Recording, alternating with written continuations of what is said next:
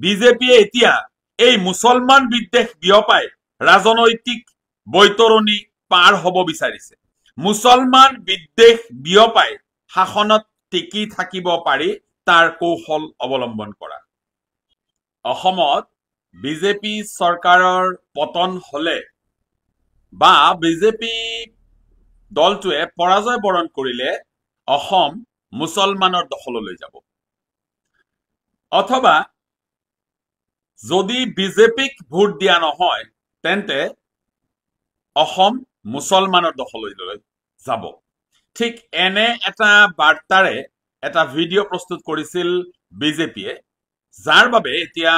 BJP দলক মহামান্য উচ্চতম ন্যায়ালয়ে জাননী জাৰি কৰিছে। এয়াই হৈছে বিজেপি দলৰ সাম্প্ৰদায়িক চৰিত্ৰ। বিশ্বৰ আটাইতকৈ সাম্প্ৰদায়িক ৰাজনৈতিক দল বুলি ক'লে ১ নম্বৰ স্থান দখল কৰিব বিজেপিয়ে। কেৱল মুছলমান বিদ্বেষ বিয়পাই শাসনত টিকি থকাৰ কৌশলৰ বাদে উন্নয়নৰ নামত বিজেপিৰ নমুনা হৈছে শূন্য। এই যে সবকা সাথ সবকা বিকাশ যিটো শ্লোগান, সেই শ্লোগানটোৰ প্ৰকৃতাৰ্থত সেই শ্লোগানটো কিমান কাৰ্যকৰী বিজেপিয়ে কৰিছে বা বিজেপিয়ে কৰিব বিচাৰে, এই যিটো মন্তব্য বা বক্তব্যৰে যিটো AI ভিডিঅ' প্ৰস্তুত কৰিছিল বিজেপিয়ে, সেই ভিডিঅ'ৰ জৰিয়তে স্পষ্ট। বিজেপিয়ে হিন্দু সম্প্ৰদায়ক লৈ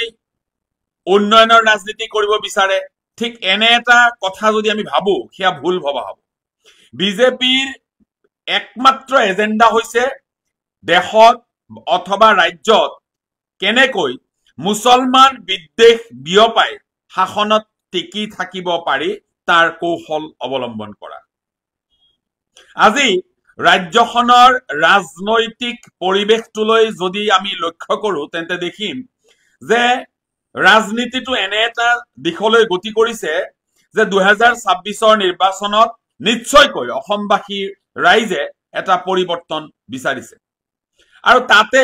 ভীতিগ্ৰস্ত হৈ শংকিত হৈ এতিয়া বিজেপিয়ে তেওঁলোকৰ সেই পুৰণি এজেণ্ডা মুছলমান বিদ্বেষ বিয়পাবলৈ উঠি পৰি লাগিছে।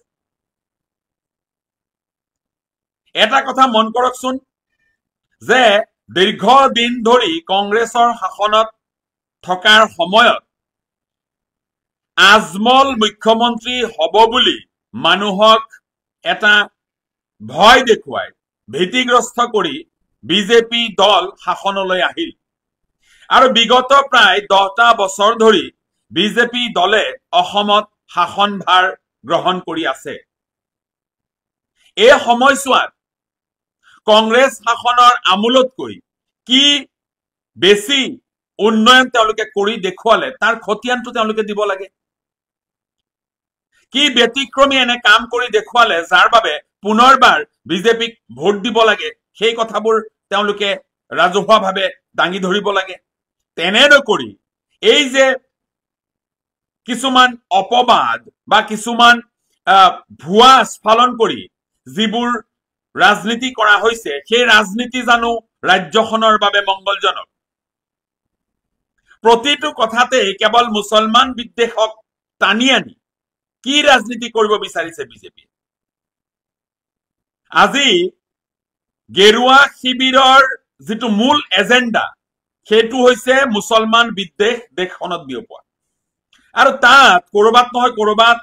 গেৰুৱা শিবিৰ সফলো হৈছে। দেশৰ প্ৰান্তে প্ৰান্তে বিভিন্ন ঠাইত মুছলমান বিদ্বেষ গা কৰি উঠিছে। আমি বিগত সময়ৰ বিভিন্ন ঘটনাক্ৰম যদি লক্ষ্য কৰো আমি দেখিবলৈ পাম। আজি অসমতো ঠিক তেনে এটা পৰিৱেশ ৰচনা কৰিব বিচৰা হৈছে। কেতিয়াবা আজমল মুখ্যমন্ত্ৰী হ'ব বুলি ভয় দেখুওৱা হয়, আৰু এতিয়া যিহেতু বিজেপিৰ হাতত ২০২৬ৰ নিৰ্বাচনত অৱতীৰ্ণ হ'ব পৰাকৈ কোনো ধৰণৰ সঠিক ইস্যু নাই, উন্নয়নৰ নামত ক'বলগীয়া কোনো শ্লোগান নাই, সেইবাবে বিজেপিয়ে এতিয়া এই মুছলমান বিদ্বেষ বিয়পাই ৰাজনৈতিক বৈতৰণি পাৰ হ'ব বিচাৰিছে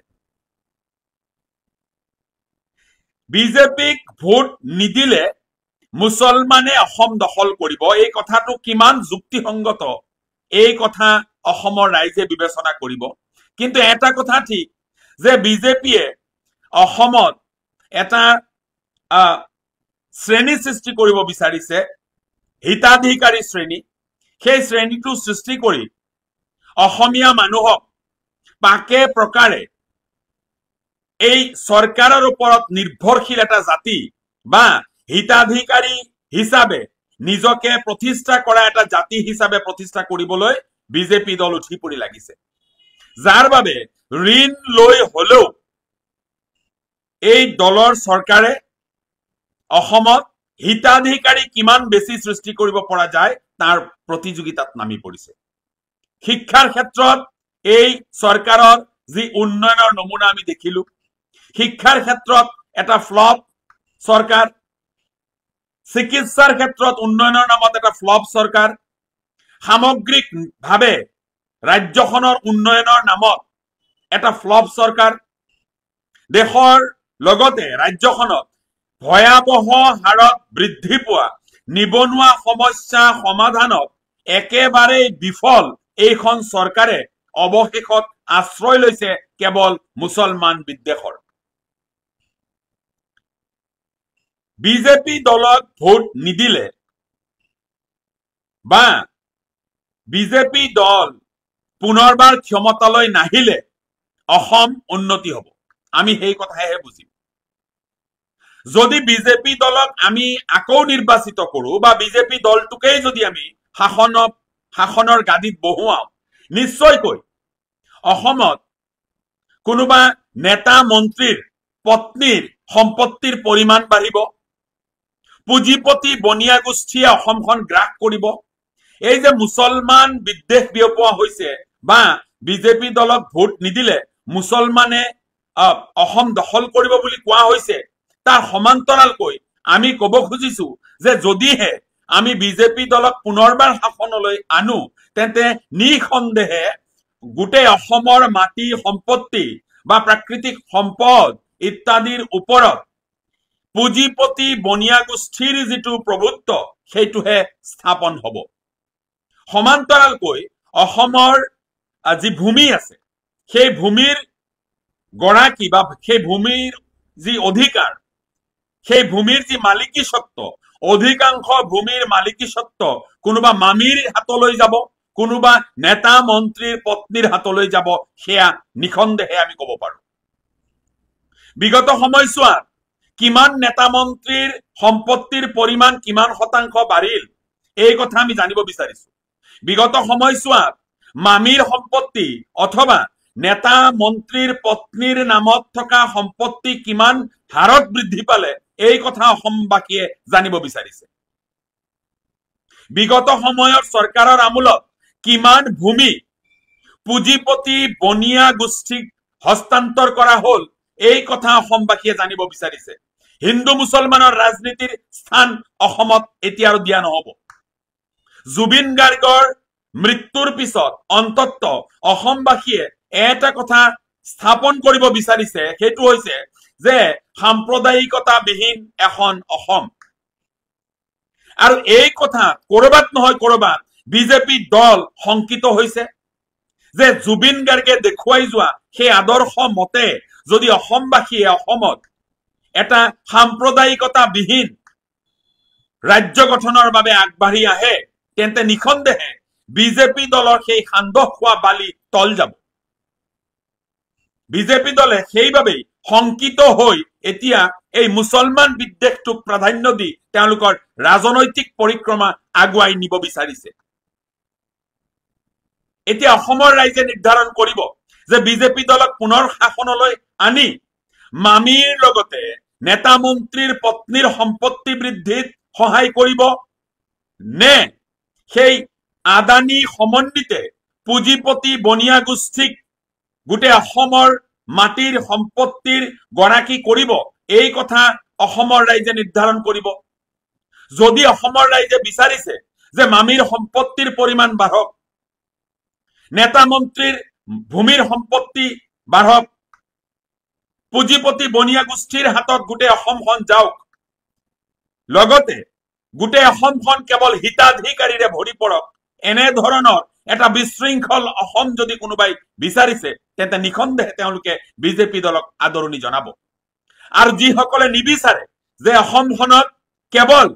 মামীৰ সম্পত্তি বাঢ়ক, কেৱল নেতা মন্ত্ৰীৰ পত্নীৰ সম্পত্তি বাঢ়ক, কেৱল পুঁজিপতি বনিয়া গোষ্ঠীৰ সম্পত্তিৰ পৰিমাণ বাঢ়ক, যিসকলে এইবোৰ নিবিচাৰে তেওঁলোকে নিঃসন্দেহে 2026 নিৰ্বাচনত বিজেপি দলক প্ৰত্যাখ্যান কৰিব। কিমান হাস্যকৰ, কিমান গৰিহণাযোগ্য এই কথা যে বিজেপি দলে পৰাজয় বৰণ কৰিলে বা বিজেপি দলক শাসনলৈ নানিলে মুছলমানে অসম দখল কৰিব। এই যে ঘৃণা ভৰা ৰাজনীতি, এই যে ঘৃণা ভৰা মন মগজু প্ৰসূত এনে ধৰণৰ কাল্পনিক কথা বতৰাৰে অসমখনৰ ৰাজনীতি যে কলুষিত কৰিব বিচাৰিছে, এই কথাক আমি ধিক্কাৰ দিছো, এই কথাক আমি গৰিহণা দিছো। আজি উচ্চতম ন্যায়ালয়ক আমি ধন্যবাদ জনাইছো যে উচ্চতম ন্যায়ালয়ে তাৎক্ষণিকভাৱে এই কথাৰ ওপৰত বিজেপি দলক জাননী জাৰি কৰিছে। ইয়াৰ পিছতো এই দলটোৱে শিক্ষা যদি নাপায় তেন্তে আমি জানিব লাগিব, আমি বুজিব লাগিব যে ক্ষমতাৰ খকত বলিয়ান কেইজনমান মুষ্টিমেয় ৰাজনীতিবিদৰ হাতত গোটেই ৰাজনৈতিক যিটো চিন্তাধাৰা, যিটো ৰাজনৈতিক যিটো পৰিৱেশ সেই গঠন কৰাৰ দায়িত্ব অৰ্পণ কৰা হৈছে, যাৰ বাবে ঘৃণা ভৰা মন মগজুৰে তেওঁলোকে কেৱল মাত্ৰ ৰাজ্যখনত হিন্দু মুছলমানৰ মাজত এক সাম্প্ৰদায়িক বিভাজন সৃষ্টি কৰি ৰাজনৈতিক পৰিক্ৰমাটো আগবঢ়াই নিব বিচাৰিছে। তেনে ৰাজনীতিৰে ৰাজ্যখনৰ কোনো উন্নতি নহয়, তেনে ৰাজনীতিৰে ৰাজ্যখনৰ কোনো উন্নতি নহয়। আজিতো দেখিলো যে বিজেপি দলৰ যিটো মুছলমান বিদ্বেষ তেওঁলোকৰ প্ৰতিটো পদক্ষেপতে সেই কথা প্ৰতীয়মান হয়।